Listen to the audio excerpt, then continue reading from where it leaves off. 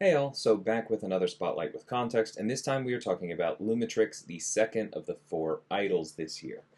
They're really, really fun. I really enjoy playing them, and there's a lot to talk about here. So I think I'm just going to go ahead and get right into the champion attributes.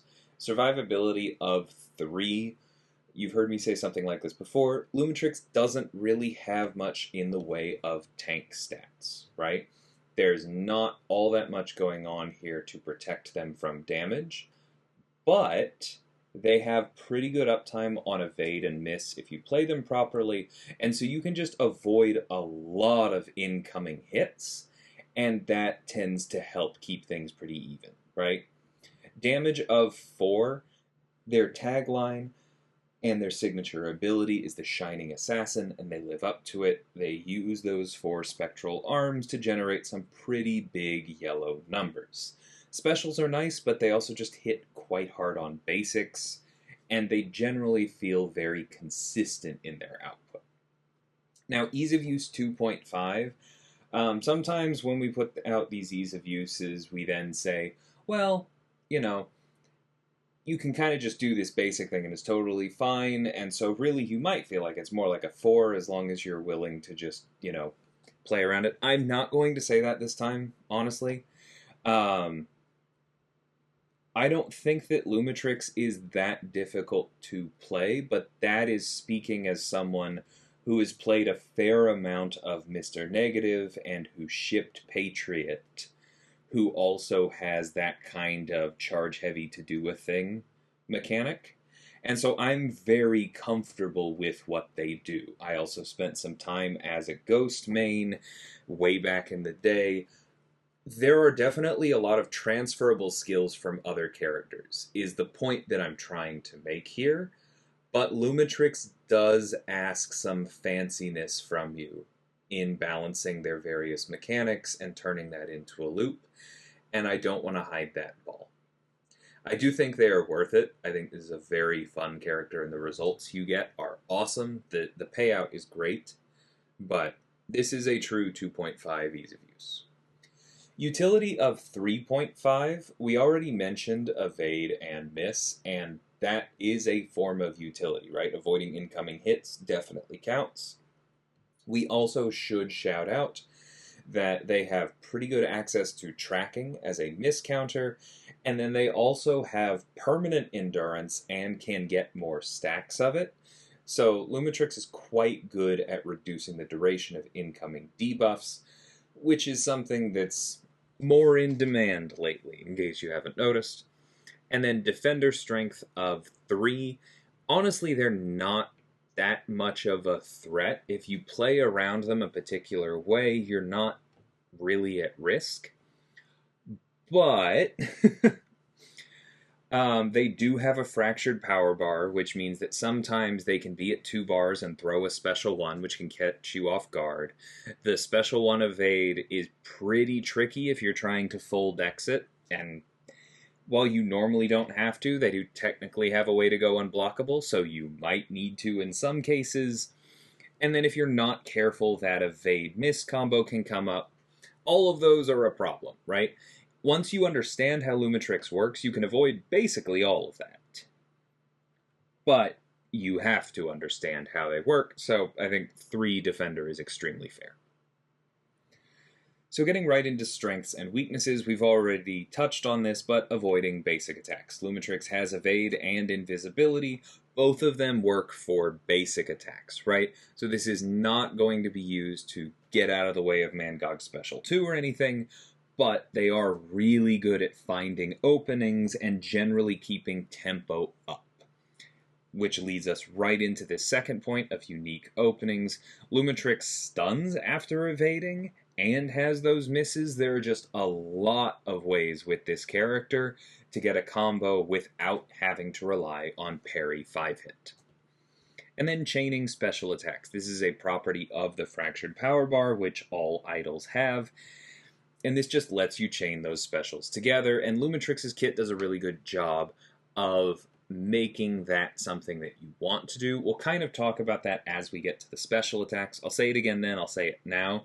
when you are evaluating the special attacks on this character, it's important to remember that because of the fractured power bar, you can literally throw them back to back. So, weaknesses. This is a pretty obvious mirror to that first strength. Lumatrix is great at finding openings and controlling basics, but doesn't have any defenses against special attacks. So make sure that you're ready for that, right? You want to bait special attacks just generally, but then once you've done that, you can kind of go ham for a while. They also do have some combat power rate mitigation, and so that is going to allow you to bait special attacks a little bit less frequently and mitigate this weakness somewhat. It's also worth saying, of course, the opponent throwing a special is inconvenient for me is a near universal truth in this game, so we probably shouldn't oversell this as a weakness either. Next up, critical hit reliance. Like I said, Lumatrix really likes big yellow numbers.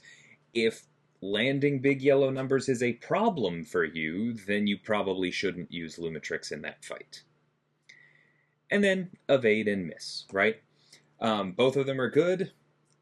However, there are counters out there, right? And while not all that many characters counter both of these abilities, it is going to be at least a bit inconvenient for you if they counter either of them, which is definitely a weakness, right?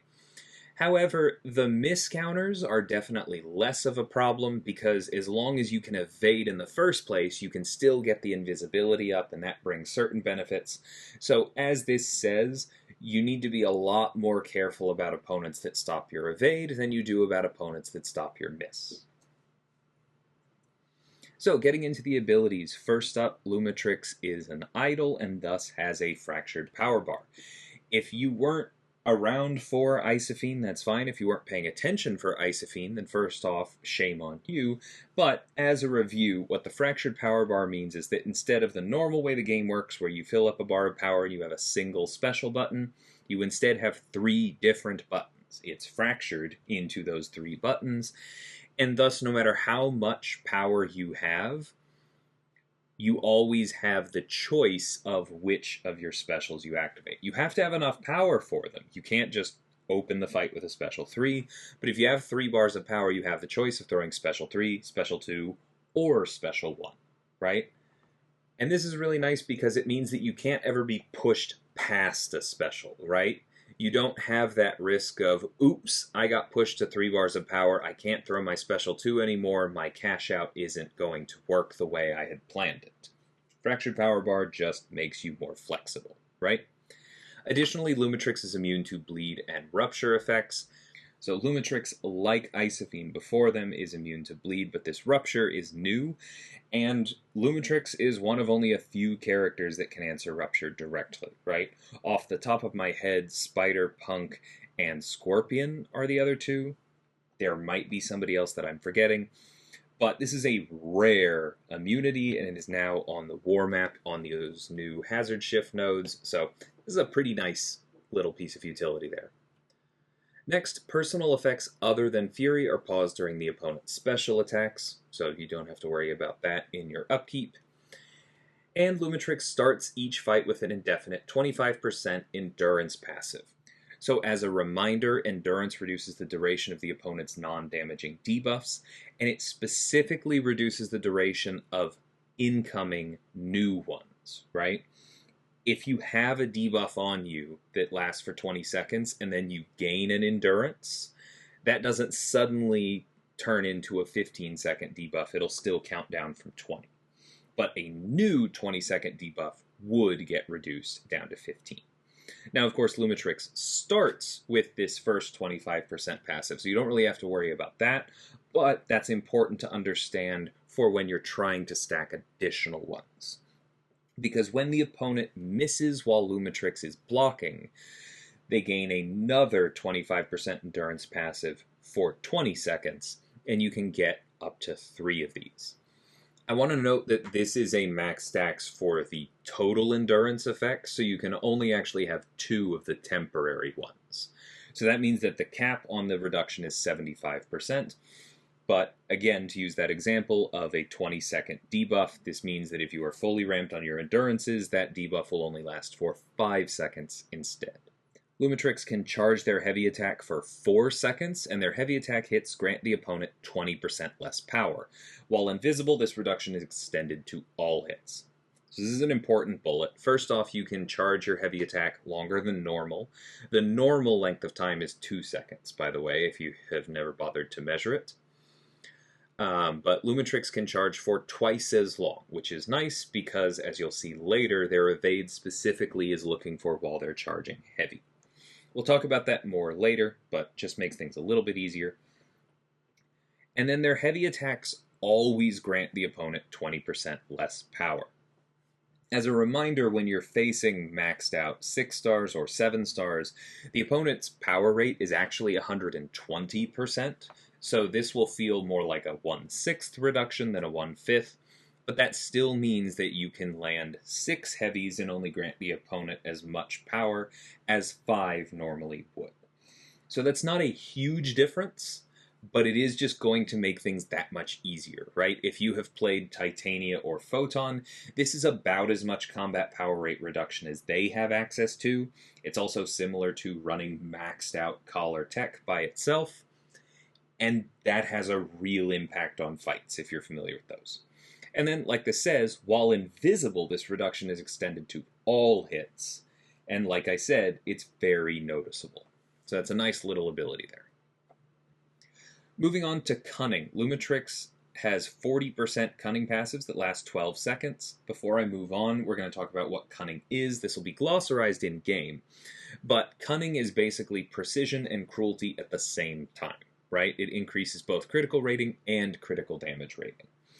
For my math fans out there, under the hood, this is doing what 40% cruelties and 40% precisions normally do, right? It is finding the actual number, the flat value that would give you a 40% crit rate or 40% crit damage, and it's adding that flat value to Lumatrix's crit rating and crit damage rating. And then as these stack, those all get added together into one big flat value, and then that is run through the diminishing returns curve to give Lumatrix's final crit rating, crit damage rating as percents. That is how precisions and cruelties work all the time, but for Cunning, it's just a little bit, it's like one step further removed because they're listed here as 40% instead of trying to give you 2 of those flat values, which would just be a little bit more confusing. Most of the time, that difference is not going to matter to anybody, but, you know, I have a video on the math of MCOC out there, so figured I'd take a quick detour. So, next up, 1 Cunning is gained when Lumatrix has 1 or more full bars of power remaining after activating a special attack. So there's a little incentive to lean into the Fractured Power bar, because if you have 2 bars of power and activate a special 1, well, you have 1 or more full bars of power left, right? Same thing if you have 3 bars and activate a special 2, so you can ramp faster by leaning into the Fractured Power bar. Next up, gaining Cunning refreshes all personal Cunning, and while Cunning is at max, which remember is 8, all hits are guaranteed crits. The thing is, though, as nice as guaranteed crits are, that is mostly like an RPG key for Lumatrix. The reason I say that is because if you have 6 or 7 Cunning, you've given yourself so much crit rating that from a damage perspective, you're close to guaranteed crits, right? So getting to 8 and having true guaranteed crits is more of a bonus that allows you to answer things like Quicksilver or to ignore critical resistance than it is you need this to do damage, right? Because of the way the diminishing returns curve works in this game, you will start feeling even a few Cunning pretty quickly. Your damage will go up all the way to 8, but I don't want you to feel like you need to sit at 8 for the damage to be good. So, Misdirection. We'll probably be on this section for a minute. When Lumatrix starts charging their heavy attack, they gain an evade charge for 2 seconds. This starts indefinitely paused and will not activate while invisible or while Lumatrix's invisibility is on cooldown. So, why does this have a duration and start indefinitely paused? How does that make sense? The answer is because of the next line. This is for defense, right? Because as an attacker, when Lumatrix stops charging their heavy attack, the evade charge is removed. So it will just be paused and effectively indefinite for as long as you're charging your heavy, so when the opponent comes in and tries to hit you, you have that safety net of the evade, and you'll go into your whole rotation, right? But on defense, it's instead unpaused, and that basically means that if you're baiting out heavies against Lumatrix, you can't punish them without an evade counter, because the evade charge will still be there. Against non-mutant opponents, gaining this evade charge also inflicts the opponent with a tracking passive for 5 seconds. So tracking is a reminder, prevents miss, so Lumatrix has pretty good access to a miss counter as long as you are able to gain this evade charge often. You already saw it respects a cooldown, but we'll talk about that in a minute. You can have tracking up pretty much all the time once you get good with Lumatrix. Now, while this evade charge is active, Lumatrix gains a 100% chance to evade basic attacks specifically. We already called out that limitation, but I want to underline it again here. But you do have a 100% chance to evade. So you don't really have to worry. The opponent tries to hit you, you're going to evade. The opponent also becomes more aggressive while this evade charge is active, and that aggression bias persists when you eventually become invisible, so hold on to that. But the important part right now is that they are more likely to try and hit into you while you're charging your heavy, because normally that's a little bit of an issue with the AI, but Lumatrix can charge their heavy longer for that full 4 seconds, and they're making the opponent more aggressive while they're charging heavy, kind of helping you on both ends. Now, I will say, for me, I still very strongly prefer to not charge my heavy into the abyss, right? Meaning, I don't just charge my heavy and wait for the opponent to come. I don't like that. I feel like it tends to slow down the fight. It doesn't feel as fluid to me. It doesn't work for my flow. If that's working for you, I don't want to yuck your yum, but if you try out Lumatrix doing that and it's not working for you, then I want you to remember that I told you this. I don't think that's the best way to do it. So what is the best way to do it, DLL? Glad you asked. So the way I like to play these characters that evade when you heavy charge is I wait for the opponent to hit my block, usually with a medium, and then when they follow that up with a light, another medium, or a heavy, as soon as they tap my block, I immediately am charging heavy, and so the next incoming hit triggers the evade.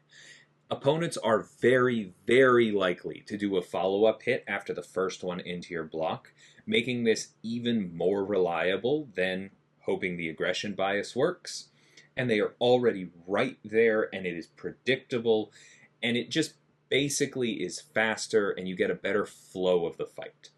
This does take a little bit of practice to drop block and start charging heavy fast enough, but it's a really important skill. And like I said earlier, it transfers to a number of other characters. So if you haven't tried it yet, I'd recommend giving it a go here. Again, Lumatrix is built so that you do not need to do this, but I personally am recommending that you try. So next up, performing any evade consumes the evade charge and grants 1 Cunning. As a reminder, when you gain Cunning, you refresh any existing Cunning. So the more often you evade, the more often you refresh your Cunning. You can basically have it never expire once you get go, right? Additionally, it inflicts a stun passive for 1 second, so immediately after this evade, you can punish the opponent and go on the offense. Now, all of that is fine and dandy for creating an opening where you otherwise wouldn't have one, but that's not a good enough reason to ask you to do this heavy charge evade, so let's move on to the next section. After performing an evade, Lumatrix gains an invisibility passive for 3 seconds, which is paused during Lumatrix's attacks. So as long as you are attacking, right? whether it's with basics or with specials, you're going to hold on to this invisibility for much longer than 3 seconds. As a reminder from earlier, while you have this invisibility passive, you are also granting the opponent less power by striking them, because you're reducing their combat power rate, right? As an attacker, you also have a bit of a get-out-of-jail-free card, in that activating a special attack while the evade charge is active grants this invisibility. So we called out earlier that this kit is definitely a bit shut off by anti-evade. This clause right here means it's not completely shut off by anti-evade. If for some reason you can't safely evade, this allows you to just charge heavy and throw the special as the opponent's coming at you, or maybe you just parry and then heavy cancel into a special, because that would work too, and you go ahead and get the invisibility that way. So while invisible, or during Lumatrix's Special 1, Lumatrix is immune to stun effects, which is always nice because you can be invisible a lot. Increases personal cunning potency by 100%, so you're getting 80% crit rate and crit damage from each stack instead of 40.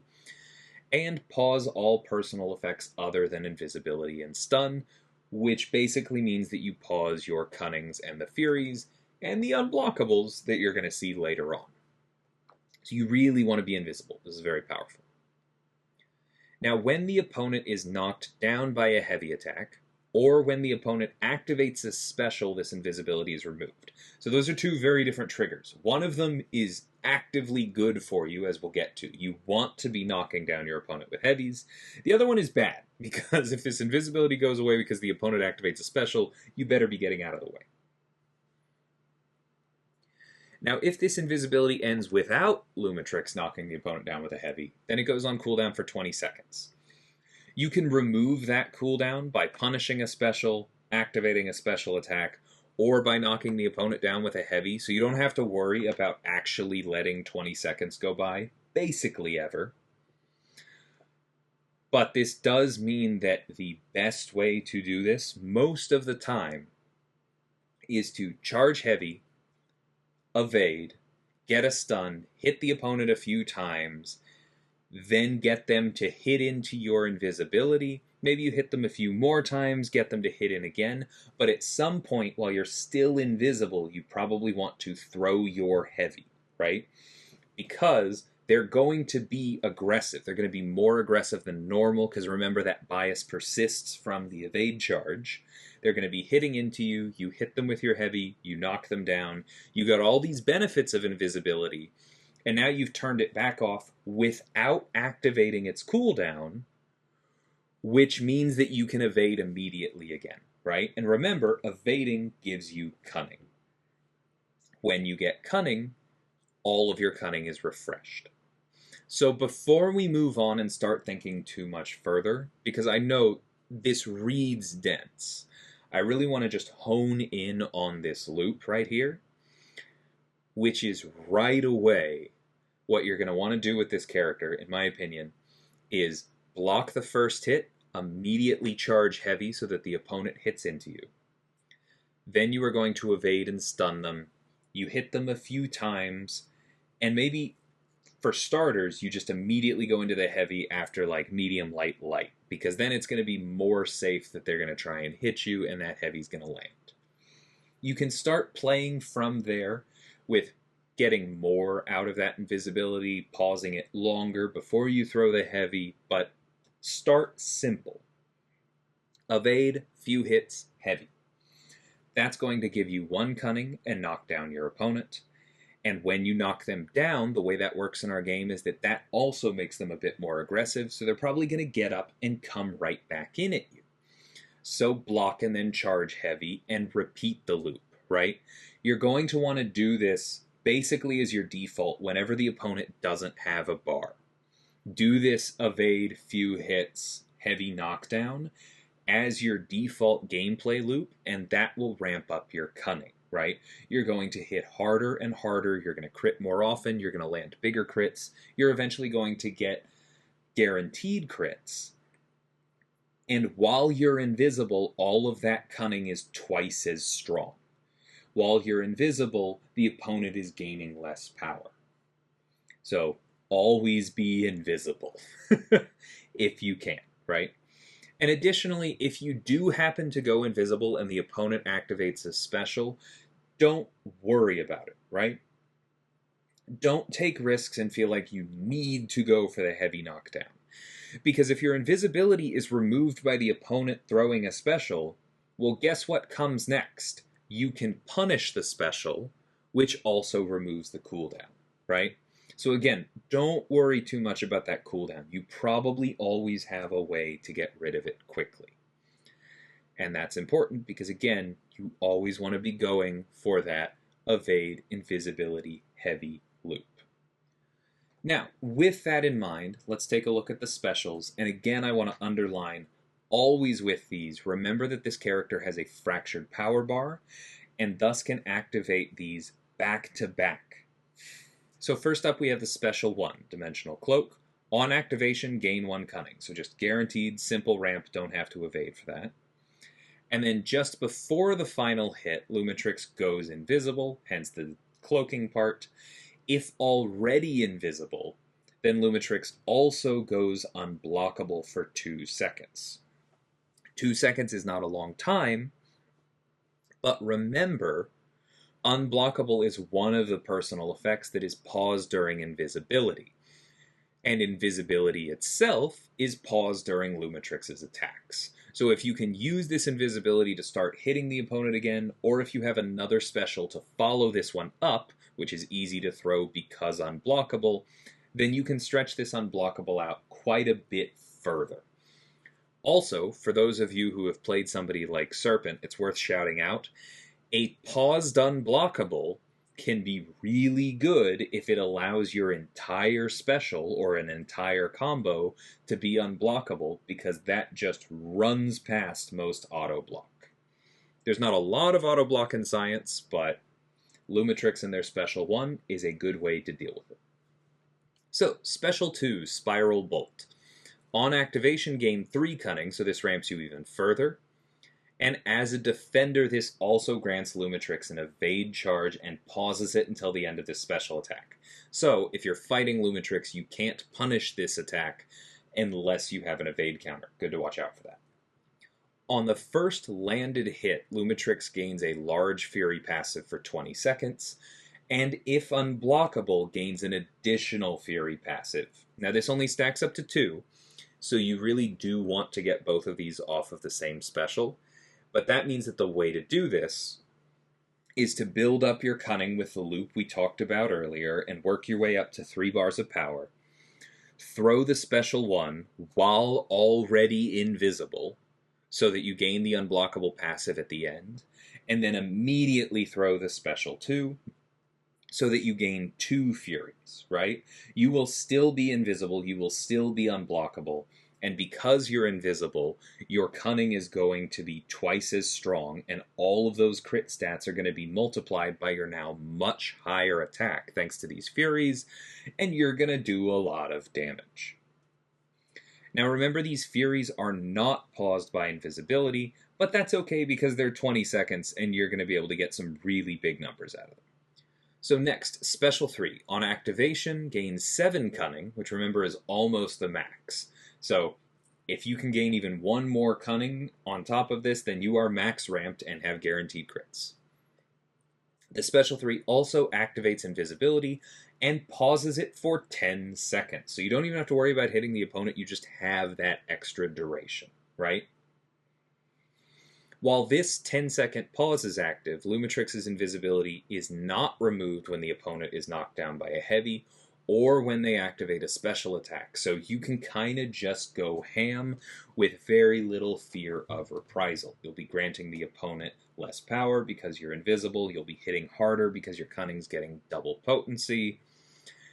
And if in that 10 seconds you get enough juice for another special attack, then you'll be able to throw that while invisible and gain those benefits as well. Now, I would still say that for most fights, I would recommend Special 1, Special 2, because those Furies are really big. That's going to be important most of the time. But if you are having trouble ramping Lumatrix, if you are having trouble evading and missing or just throwing heavies as often as you would like to, then you can come up to the special 3 and just kind of auto ramp this way. It is powerful, but I do consider it kind of a secondary tool. Most of the time, you're not going to use this. On to the signature ability, Shining Assassin. When a non-damaging debuff on Lumatrix expires naturally, passively reduce incoming damage by 60%.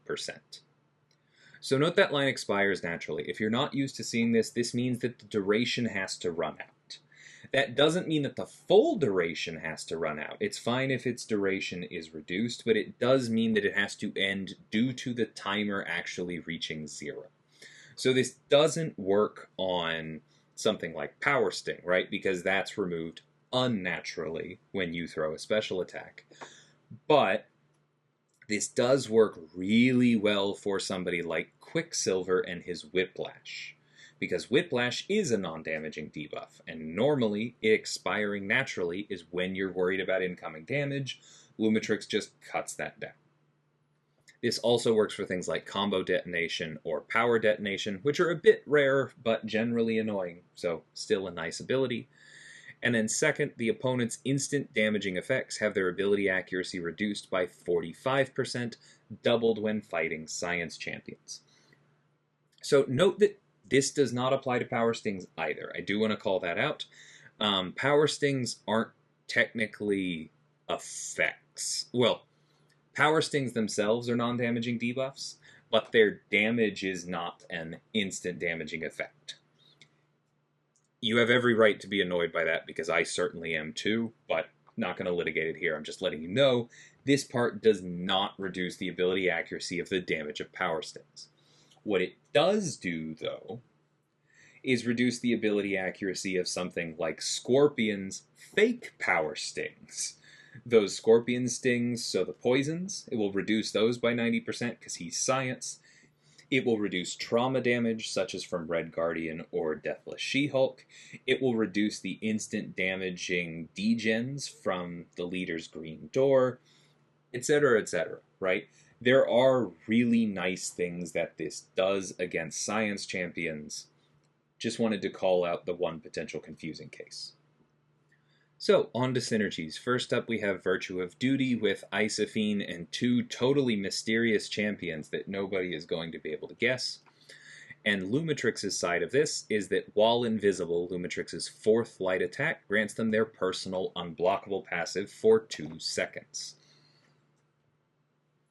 So this basically just means you can skip the special one, right? As long as you're already invisible, you can just do 4 light attacks and then immediately throw your special 2 and get both Furies. So that's a really nice ramp accelerant for them. Suit of Lights with Rintra. For Lumatrix, when the opponent evades, they gain their invisibility passive for 3 seconds, and this ignores the cooldown because it removes it first.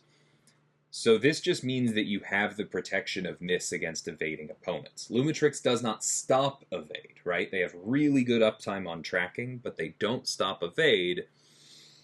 But this synergy means that you are probably safe against most evades as long as your evading opponent doesn't have some kind of miss counter. And then for Rintra, Rintra becomes passively unstoppable while dashing towards the opponent. If struck while dashing and unstoppable, this effect goes on cooldown for 15 seconds. So this is kind of a nice little piece of intercept protection, and is even better than it looks if you're not familiar with Rintra, because Rintra gets a lot of benefits while being unstoppable, including regen. So even if you get hit going for an intercept with this, you're probably not going to take much damage. Clerics of Chaos with Sorcerer Supreme. Against Science Champions specifically, Lumatrix's Endurance passives also reduce the duration of poison debuffs by 30%, so you can get up to a 90% poison duration reduction. Nice against somebody like Abomination or Scorpion, because even though you're reducing those power stings by 90%, it's more convenient if the poisons just aren't there, right? And then Sorcerer Supreme, for each personal armor break on the opponent, they also suffer minus 5% ability power rate up to 30%. So she has some better counters against cosmic power gain this way, as long as you're stacking those armor breaks. Contest Originals with Chioth, Purgatory, Guillotine, Guillotine 2099, and Morningstar. All of them gain 4% health, attack rating, and combat power rate. And then Mashup Monday with Aegon, Nightcrawler, Nova, and Spiral. All champions, as a reminder, that means not just those listed here, gain critical damage rating and critical rating. And if you are thinking that that might be a reference to a particular content creator, you are correct. But yeah, that's Lumatrix. I know it takes a while to walk through the misdirection and deception parts of their kit, and it can feel quite complicated, but hopefully really underlining that core loop helped, because once you get them down, they feel very fluid. You are just ramping up your cunning with your evade, you're knocking the opponent down with heavies, you're giving them less power, you're getting big yellow numbers, and then you just rip a giant special 2 and they die. It's a very satisfying play pattern. It takes some practice.